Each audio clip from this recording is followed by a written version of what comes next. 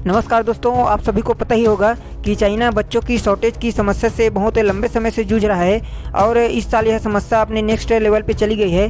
बताया ये जा रहा है कि इस साल बच्चों की जो जन्म दर है वह 1% से भी कम हो गई है और चाइना में यह जो जन्म दर है वो अपने पिछले 43 सालों में सबसे नीचे स्तर पर आ गई है। तो आइए इस वीडियो में देखते हैं कि यह समस्या कैसे उत्पन्न हुई और चाइना की सरकार इस समस्या से निजात पाने के लिए क्या हल निकाल रही है।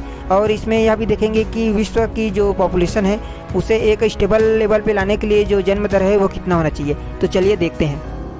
अगर हम ग्लोबल टाइम के नेशनल ब्यूरो ऑफ स्टैटिस्टिक्स की रिपोर्ट देखें तो इसके मुताबिक चाइना की जो जन्म दर है 2020 में 1% से भी कम चली गई है और यह जो जन्म दर है वो पिछले 43 सालों में सबसे निचले स्तर पर है।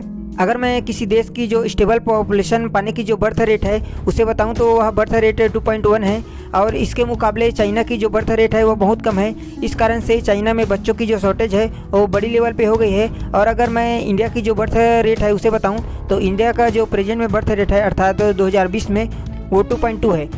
अर्थात इंडिया भी कुछ सालों बाद स्टेबल पॉपुलेशन गेन करने वाली जो बर्थ रेट है उसमें पहुँच जाएगा अर्थात 2.1 में। आपको ये तो पता होगा कि अगर कोई देश जितना शिक्षित है उतना वहाँ की जो बर्थ रेट है वो कम होगी।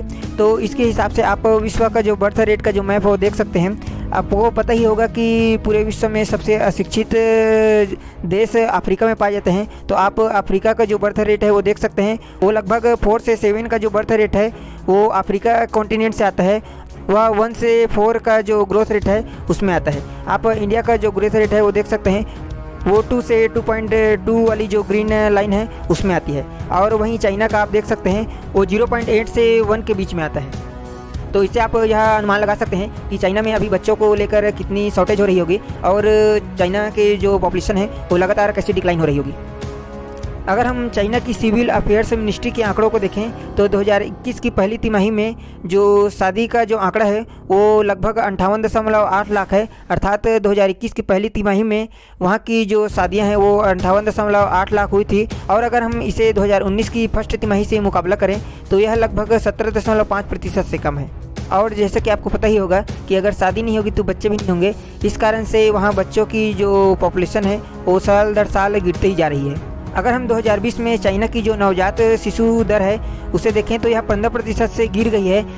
चाइना में 2020 में लगभग 1.03 करोड़ बच्चों ने जन्म लिया था और अगर इसी को हम 2019 के अनुसार से देखें तो वहाँ 2019 में 1.17 करोड़ बच्चों ने जन्म लिया था।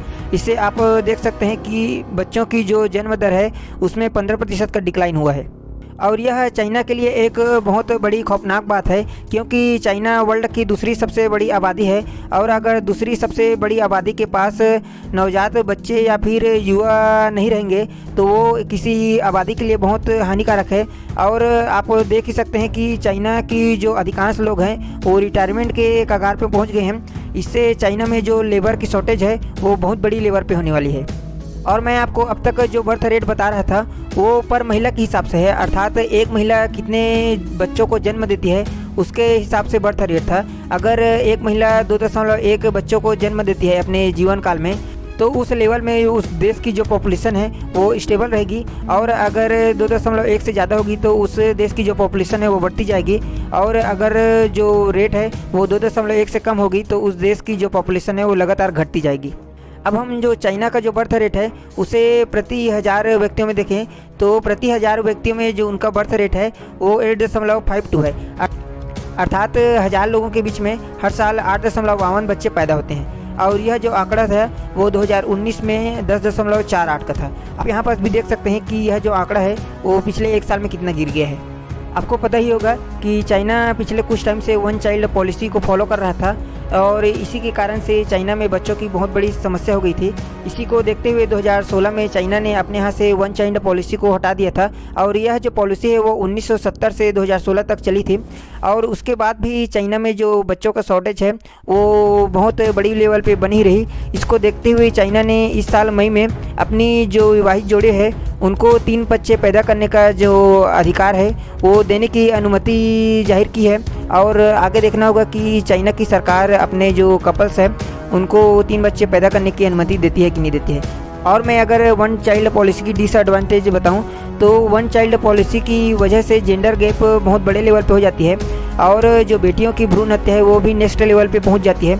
अगर मैं बताऊं तो फ़िलहाल करीब 112 पुरुषों में 100 महिलाएं चाइना में उपस्थित हैं, और वहीं यह जो आंकड़ा है वो 2010 में 118 पुरुषों के तहत 100 महिलाएं थी, जो कि यह जो आंकड़ा है वो कुछ सालों में बढ़ा है। यह अच्छी बात है, लेकिन जितना आंकड़ा होना चाहिए अर्थात 100 पुरुषों में 100 महिलाएं, वो अभी पहुंच नहीं पाए हैं। और अगर मैं आपको चाइना का जो बच्चों का बर्थ रेट है उसकी कमी का कुछ मेजर फैक्ट बताऊं, तो वहाँ की जो युवा है वो अपने एजुकेशन और करियर पे ज़्यादा फोकस कर रहे हैं। इस कारण से वे अपनी परिवार से दूर हो रहे हैं, और उसी कारण से बच्चों का जो बर्थ रेट है वो दूर होता जा रहा है। और आपने देखा ही होगा कि 2019 के मुकाबले 2020 में जो बर्थ रेट है बहुत नेक्स्ट लेवल पे कम हो गया था। इसका एक मेजर रीज़न कोरोना काल भी है, क्योंकि कोरोना के कारण से अर्थव्यवस्था पूरी तबाह हो गई थी, और अर्थव्यवस्था को बचाने के चक्कर में बहुत सारे परिवारों ने अपना जो फैमिली प्लानिंग है उसे कुछ सालों के लिए पेंडिंग में डाल दिया है। ऐसी और खबरों को देखने के लिए आप सब्सक्राइब कीजिए जागृत को, and also press bell icon, and please share this video. जय हिंद, जय भारत।